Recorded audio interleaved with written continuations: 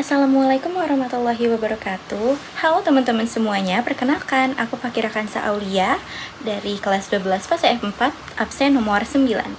Dan kali ini aku akan memaparkan dan menjelaskan hasil analisis aku dari isi video ini.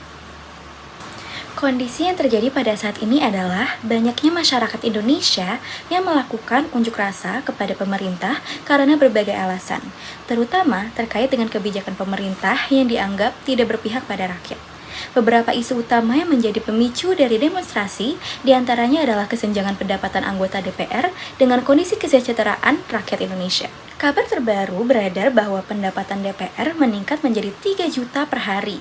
Ini pun menuai kecaman dari warganet jika dibandingkan dengan gaji buruh yang relatif rendah.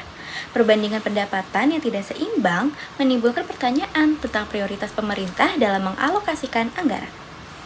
Selain itu, kekerasan dan kebrutalan aparat kepolisian terhadap demonstran memicu kemarahan masyarakat. Pada malam 28 Agustus, unjuk rasa bereskalasi dan meluas menjadi bentrokan yang lebih besar dan kerusuhan setelah seorang ojek online Afan Kurniawan tewas ditabrak dan dilindas kendaraan taktis kepolisian. Aparat juga menembakkan peluru karet dan gas air mata tidak hanya ke arah massa, tapi juga ke posko medis dan bahkan ruang publik tertutup.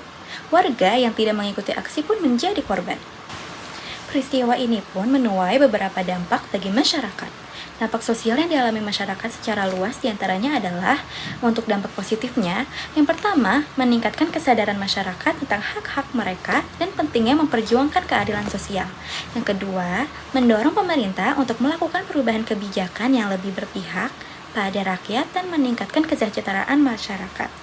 Lalu yang ketiga, meningkatnya partisipasi masyarakat dalam proses politik dan memperjuangkan hak-hak mereka. Lalu yang keempat, menjadi sarana pengawasan terhadap pemerintah dan memastikan bahwa pemerintah bertanggung jawab atas tindakannya. Untuk dampak negatifnya, yang pertama, bisa memicu kekerasan dan kerusuhan yang dapat menyebabkan cedera dan korban jiwa. Lalu yang kedua, menyebabkan kerusakan infrastruktur seperti bangunan dan fasilitas umum. Lalu yang ketiga, mengganggu aktivitas ekonomi seperti penutupan jalan dan gangguan transportasi. Lalu yang keempat, dapat meningkatkan ketegangan sosial dan memicu konflik antara kelompok masyarakat yang berbeda.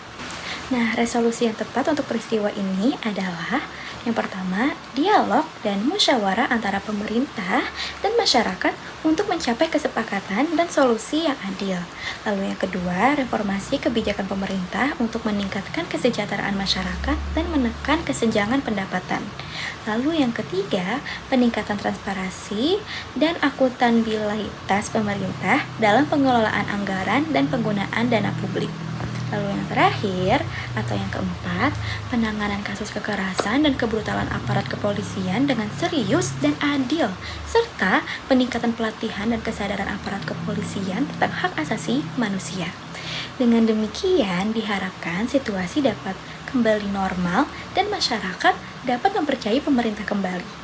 Sekian presentasi dan pemaparan analisis saya. Terima kasih atas atensinya. Kurang lebihnya mohon maaf. Wassalamualaikum warahmatullahi wabarakatuh.